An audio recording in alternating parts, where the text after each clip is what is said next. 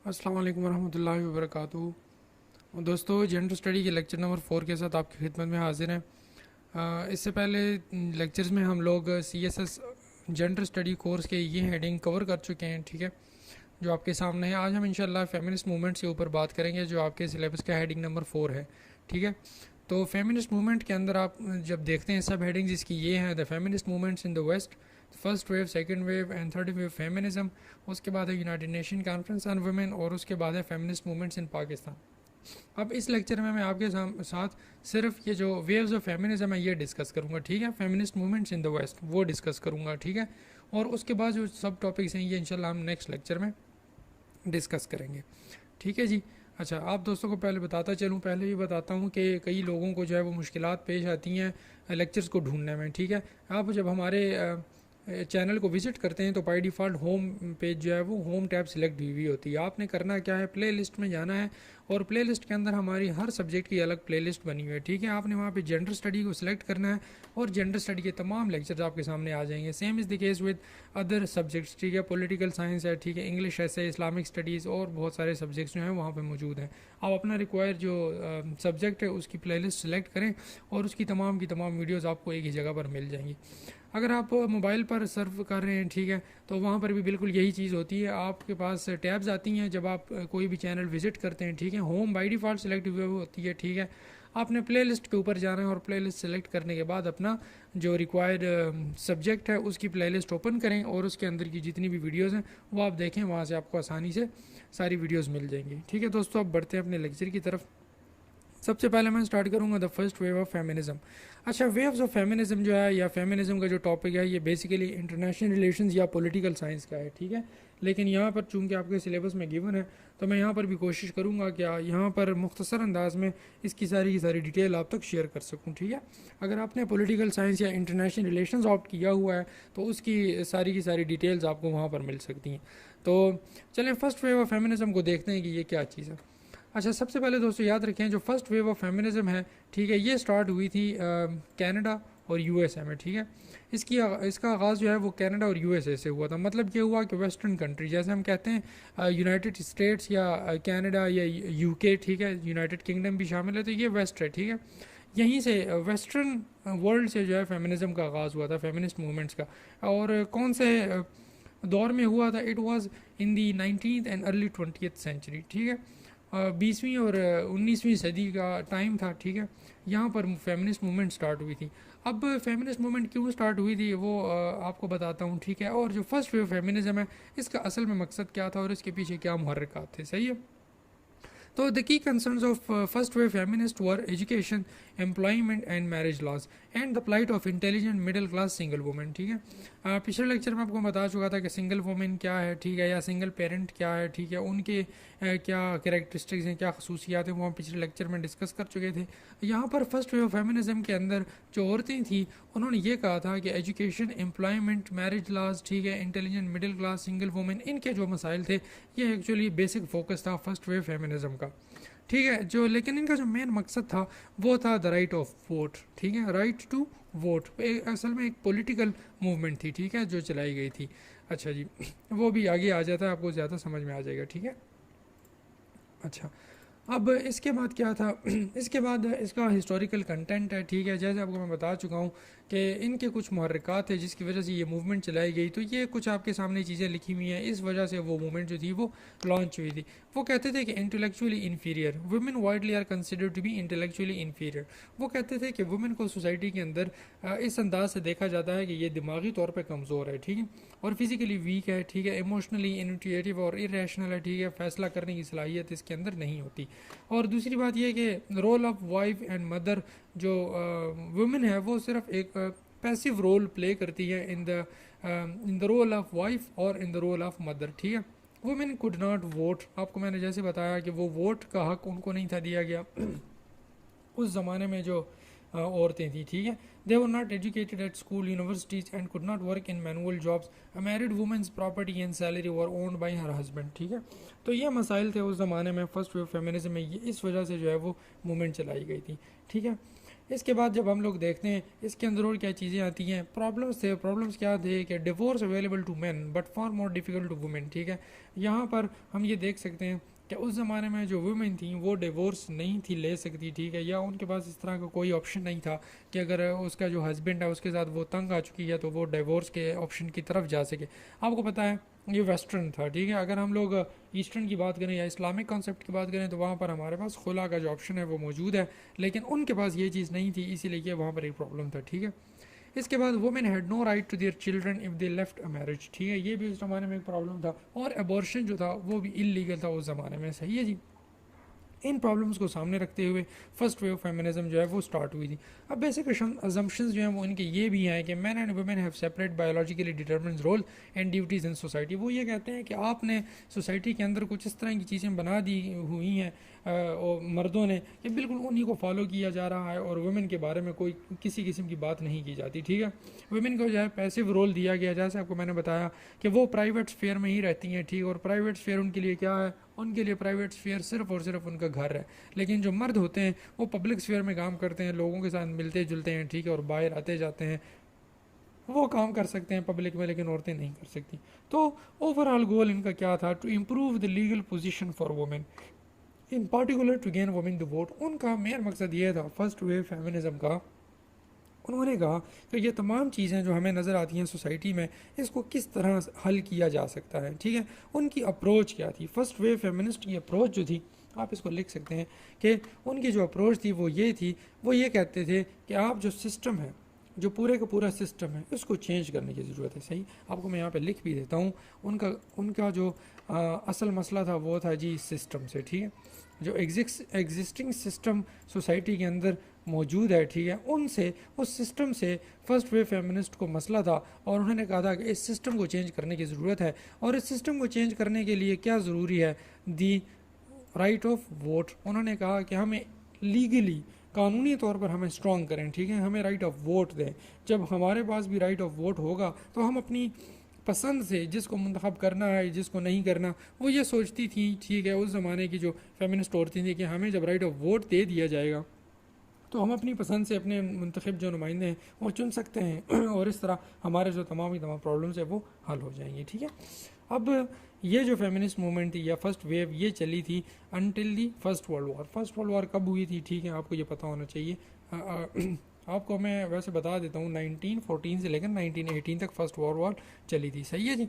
अच्छा, अब हम लोग चलते हैं next wave of feminism. Sorry, चलें ये अचीवमेंट मैं आपको बता देता हूँ कि फर्स्ट वेव से क्या क्या अचीवमेंट हुई थी, ये आप यहाँ से पढ़ सकते हैं, ठीक है। कुछ किताबें हैं, रशिया में ये अचीवमेंट हुई, ठीक है, इंग्लैंड में ये हुई, जर्मनी, इंग्लैंड और चाइना ये अचीवमेंट हुई, तो आप इसको खुद पढ़ लें, ठीक है, इसमें ऐसी कोई ख़ास मुश्किल चीज़ नहीं है। इसके बाद सेकंड वेव फेमिनिज्म की तरफ जाते हैं जी। सेकंड वेव फेमिनिज्म जो थी वो क्यों स्टार्ट हुई, फर्स्ट वेव फेमिनिज्म जो है वो, उसके बाद सेकंड वेव फेमिनिज्म की ज़रूरत क्या पेश आई, ठीक है। The second wave of feminism, which occurred in 1960 to 1980, came as a response to the experiences of women after World War II. आप ये देखें टाइम पीरियड देख सकते हैं 1960 से 1980 का। 1945 में सेकेंड वर्ल्ड वॉर ख़त्म होती है, इसके बिल्कुल साथ ही सेकेंड वेव फेमिनिज्म थोड़े अरसे के बाद स्टार्ट हो जाती है, ठीक है। And actually it was a response by the first wave feminist theory, ठीक है। फर्स्ट वेव फेमिनिज्म स्टार्ट हुई थी, सेकेंड वेव फेमिनिज्म ने कहा कि उन्होंने कुछ गलतियाँ की थी और उन गलतियों को सुधारने के लिए एक सेकेंड वेव फेमिनिज्म चलाई गई। It dealt with the inequality of laws in pioneer by Betty Friedan. जो बेटी फ्राइडन थी उसकी सबसे एक्टिव जो थी वो मेंबर थी सेकेंड वेव फेमिनिज्म की। Women achieve champion abortion rights, reproductive freedom and other women's health issues. आपको मैंने जैसे कहा कि उन्हें जब राइट ऑफ वोट दिया गया था, ठीक है, 1920 में, आई थिंक 1920 में यूएस का जो कॉन्स्टिट्यूशन है उसके अंदर एक अमेंडमेंट कर दी गई थी और उन्होंने कहा था कि हम राइट ऑफ वोट वुमेन को दे देंगे, ठीक है। जब वो राइट ऑफ वोट वुमेन को दे दिया गया उसके साथ ही फर्स्ट वेव की फेमिनिज्म जो थी वो ख़त्म हो गई थी। लेकिन उसके बाद भी कुछ प्रॉब्लम्स जो थे वो अराइव मतलब है डिवेलप हुए, ठीक है। और जब वो मसाइल और मज़ीद उभर के सामने आई तो सेकेंड वेव फेमिनिज्म को चलाने की ज़रूरत पड़ गई थी, सही है। अब इसके अंदर और क्या क्या मज़ीद चीज़ें थी सेकेंड वेव फेमिनिज्म के अंदर, वो ये है कि सोसाइटी इज़ पैट्रियार्कल का मैंने पिछली बार आपको मतलब बताया था कि मेल डोमिनेंट, ठीक है। पैट्रियार्कल का मतलब है मेल डोमिनेंट। अ सोसाइटी और a family is headed by man, ठीक है, that is a patriarchal society. Women have legal rights but they are still treated as inferior. देखिए आपको मैंने बताया ना, फर्स्ट वेव फेमिनिज्म में उन्हें लीगल राइट्स तो दे दिए गए, लेकिन इसके बाद भी उनके पास कुछ मसाइल थे, सही है। Women should be equal to man in all respect. ये चाहते थे कि जो काम मर्द कर सकते हैं बिल्कुल वही काम औरतें भी कर सकती हैं, हर एस्पेक्ट में वुमेन को मैन के इक्वल रखना, ये मसले का हल है, ठीक है। ये नहीं कि आपने राइट ऑफ वोट दे दिया और लीगल कुछ अथॉरिटीज़ दे दी तो मसला हल हो गया, नहीं जी, ऐसा नहीं है। बल्कि ये करना है कि आपने मेन और वुमेन को बिल्कुल इक्वल कंसिडर करना है। ये कंसिडर करने के साथ ही आपकी तमाम मसाइल हल हो सकते हैं, ठीक है। इसके बाद यह था कि women could attend school and university, women did not receive equal pay for the same work, it was easier to gain divorce but socially frown upon. अच्छा, दी फ्राउन अपॉन, ठीक है, ये कह सकते हैं कि जो डिवोर्स लेना आसान था लेकिन सोशली जो था ये उस टाइम जो था वो इतना एक्सेप्टेबल नहीं था।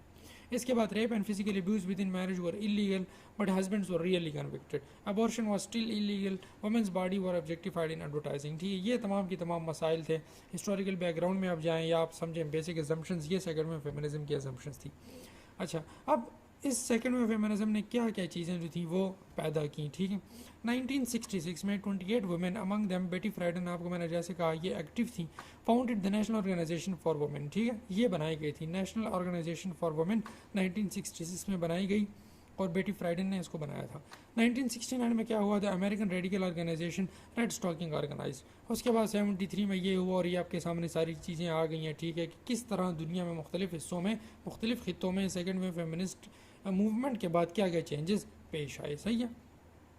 अब थर्ड वेव फेमिनिज्म में जाने से पहले आपको मैं थोड़ा सा बताऊं कि फर्स्ट वेव और सेकंड वेव फेमिनिज्म में डिफरेंस क्या था। देखें, फर्स्ट वेव फेमिनिज्म वाले चाहते थे कि सिस्टम जो है, और सॉरी आपको मैंने बताया कि वो सिस्टम को चेंज करना चाहते थे, ऐसा नहीं था। वो ये चाहते थे कि सिस्टम मुकम्मल तौर पर चेंज आप ना करें, हमें सिर्फ राइट ऑफ वोट दें, ठीक है। राइट ऑफ वोट देने से या हमें लीगल अथॉरिटीज़ देने से मसाइल हमारे हल हो जाएंगे, लेकिन उसके बाद भी वो मसाइल जो थे औरतों के हल ना हुए, इसीलिए सेकंड वेव फेमिनिज्म स्टार्ट की गई। सेकंड वेव फेमिनिज्म में उन्होंने कहा कि हमारी अप्रोच ये होगी, ये नहीं कि आप सिर्फ हमें राइट ऑफ वोट दें बल्कि आप हमें बिल्कुल इक्वल करें मेन के साथ, ठीक है।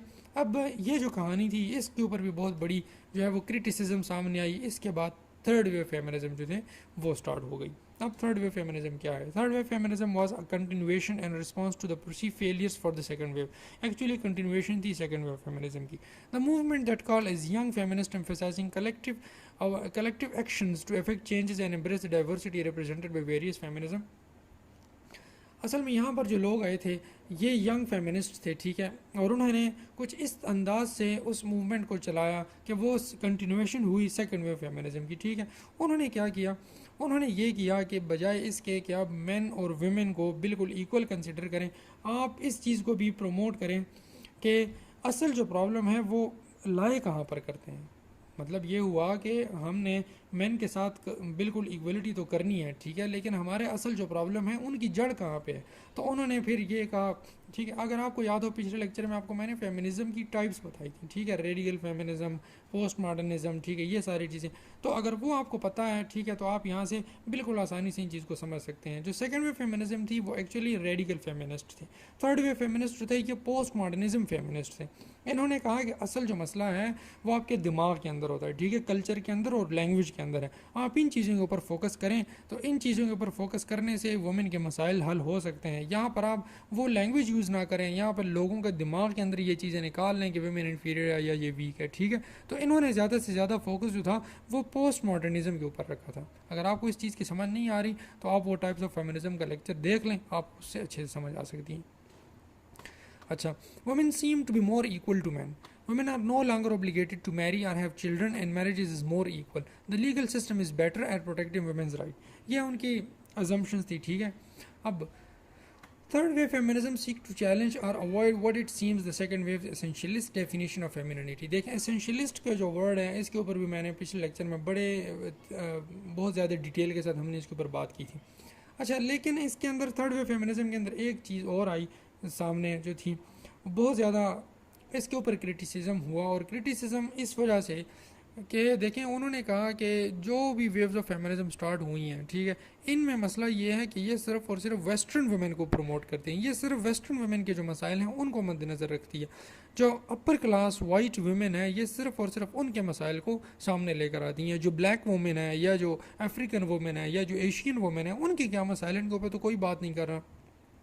तो एक्चुअली जो थर्ड वेव फेमिनिज्म थी ये पूरी दुनिया के अंदर फैल गई थी, सही है, पूरी दुनिया के अंदर थर्ड वेव फेमिनिज्म फैल गई थी और पूरी दुनिया के अंदर पोस्ट मॉडर्निज्म की थ्योरी ने इसको मज़ीद प्रमोट किया, ठीक है। और यहाँ पर थर्ड वेव फेमिनिज्म जो है ये अभी फोर्थ वेव फेमिनिज्म के अंदर कन्वर्ट हो चुकी है, लेकिन वो हम नहीं पढ़ेंगे क्योंकि वो हमारे सिलेबस के अंदर नहीं है। जो थर्ड वेव फेमिनिज्म है इसके लिए आप एक चीज़ याद रखेंगे, आपको मैं लिख देता हूँ, पोस्ट मॉडर्निज्म, ठीक है, पोस्ट, ठीक है, मॉडर्निज्म। और पोस्ट मॉडर्निज्म जो है वो फेमिनिज्म की कौन सी किस्म है, इसके ऊपर भी आप पिछला लेक्चर जो है जिसमें टाइप्स ऑफ फेमिनिस्ट थ्योरीज़ की बात की गई या थ्योरीज ऑफ फेमिनिज्म बात की गई हैं, आप वहाँ से देखें तो आपको थर्ड वे फेमिनिज्म की ज़्यादा समझ आ जाएगी, ठीक है जी। अच्छा, अब थर्ड वे फेमिनिज्म के साथ सोसाइटी के अंदर क्या चेंजेस आई, ठीक है, दुनिया के अंदर क्या चेंजेस हमने देखी वो देखते हैं। अच्छा, 1994 में the gender equity and education act became the law in the US, ठीक है। उसके यूएस के अंदर 1994 में gender equity and education act, gender equity and education act, जैसे आपको मैं बता चुका हूँ पहले, यूनिवर्सिटीज़ के अंदर कुछ डिपार्टमेंट्स थे जो औरतों को के लिए मुख्तस किए गए थे, या उसके अंदर कुछ ऐसे भी डिपार्टमेंट्स थे जो मर्दों के लिए मुख्तस थे, वहाँ पर औरतें नहीं थी एडमिशन ले सकती, और कुछ ऐसे थे कि वहाँ पर मर्द नहीं एडमिशन ले सकते थे। तो जेंडर इक्विटी के जो कंसेप्ट था ये यूएस के अंदर स्टार्ट हुआ, ठीक है। जेंडर डिस्क्रिमिनेशन जो है वो ख़त्म हुई। उसके अलावा मज़ीद आपके सामने चीज़ें लिखी हुई हैं, इसको आप पढ़ लें, ईजी हैं, ठीक है।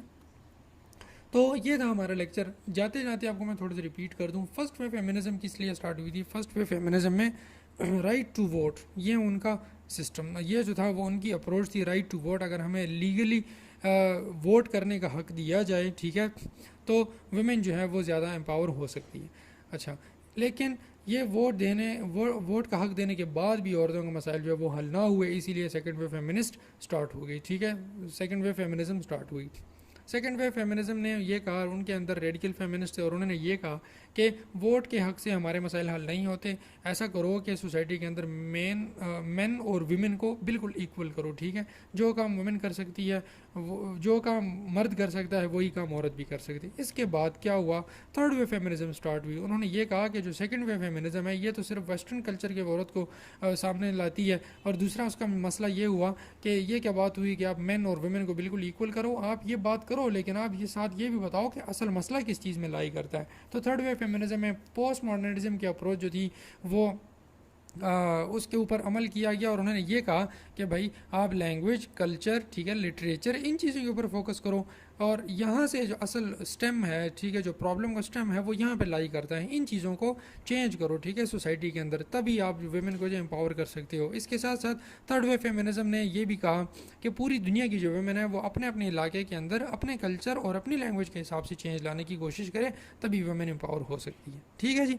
तो this was the overall concept of waves of feminism. अगर आपको कोई मसला है, ठीक है, आप कमेंट सेक्शन में पूछ सकते हैं, ठीक है। अगर आपको लेक्चर पसंद आया है तो लाइक करें और अपने दोस्तों के साथ भी शेयर करें। इसके अलावा आपके सामने जो है वो सजेशंस के लिए हमने एक फ़ेसबुक पेज बनाया हुआ है, फेसबुक पेज का लिंक आपके सामने है। अगर आपको किसी किस्म की क्यूरी या सजेशन है तो आप वो फेसबुक पेज पर ही हमसे पूछ सकते हैं, ठीक है जी। इंशाल्लाह नेक्स्ट लेक्चर के साथ फिर मज़ीद मुलाकात होती है, तब तक के लिए अपना ख्याल रखिए।